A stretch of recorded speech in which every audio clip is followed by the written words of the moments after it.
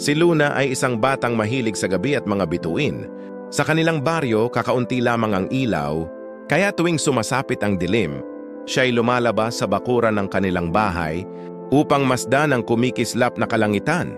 Mahilig siyang mangarap at magtanong tungkol sa mga bituin, sa buwan at sa mga lihim ng gabi. Isang gabi, habang iniikot ang kanyang flashlight sa ilalim ng punong saging, napansin niya ang kakaibang liwanag na hindi mula sa buwan o bituin. Lumapit siya at doon niya nakita ang isang maliit na bulaklak na kumikislap ng parang bituin sa dilim. Ang mga petals nito ay kumikislap ng malagintong liwanag at ang hangin sa paligid nito ay parang may banayad na musika. Ano kaya ito?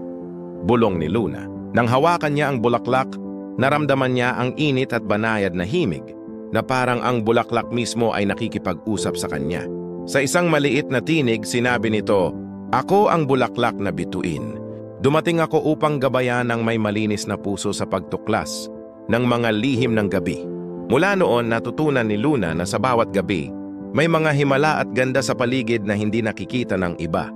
Nakita niya ang mga paru-paro na kumikislap sa dilim, mga halamang may sariling himig, at mga ibong nagbubulong sa hangin. Natutunan niyang ang kabutihan at pagmamahal sa paligid ay nagbibigay liwanag kahit sa pinakamadilim na gabi. Isang gabi, habang nag-iikot sa kagubatan, narinig niya ang iyak ng isang batang naliligaw. Tinahak niya ang madilim na daan, inalagaan at pinrotektahan ang bata hanggang sa makarating ito sa kanyang tahanan. Sa kabutihang iyon, muling nagpakita ang bulaklak na bituin sa kanya. "Luna, ang puso mong mabuti ay nagdala ng liwanag sa iba," wika nito. Hindi naglaon, lumaganap ang kwento ni Luna sa kanilang baryo. Maraming bata at matatanda ang natutong magmalasakit at tumulong sa kapwa tulad ng ginawa ni Luna. Sa bawat gabi, tuwing tumitingin siya sa kumikislap na bituin, naaalala niya ang bulaklak na bituin at ang aral nito.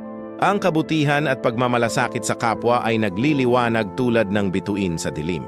And sa huli, natutunan ni Luna na ang tunay na liwanag ay hindi lamang mula sa buwan o bituin sa kalangitan, kundi sa mga puso ng mga taong may kabutihan at pagmamahal, maliit man o malaki, sa kanila nagsisimula ang tunay na himala. Moral na aral. Ang kwento ni Luna at ang bulaklak na bituin ay nagpapakita na kahit sa gitna ng dilim at pagsubok, ang kabutihan at pagmamalasakit sa kapwa ay nagdudulot ng liwanag sa ating paligid.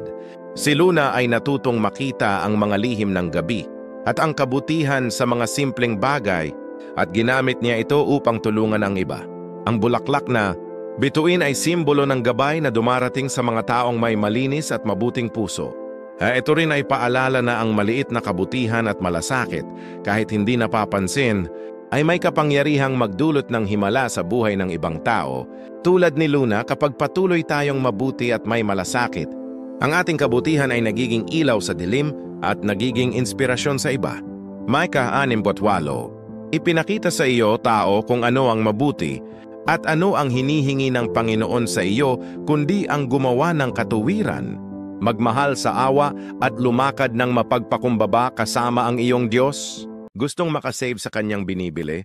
Bumisita sa Smart Save to Shop, ilalagay ko lang ang link sa comment section. Gustuhan mo itong video na ito, maaring mag-like, magkomento, ibahagi, malaking tulong na yun sa aming content creator. At sundan para updated ka sa nilalabas naming video. Forever bless, God bless you.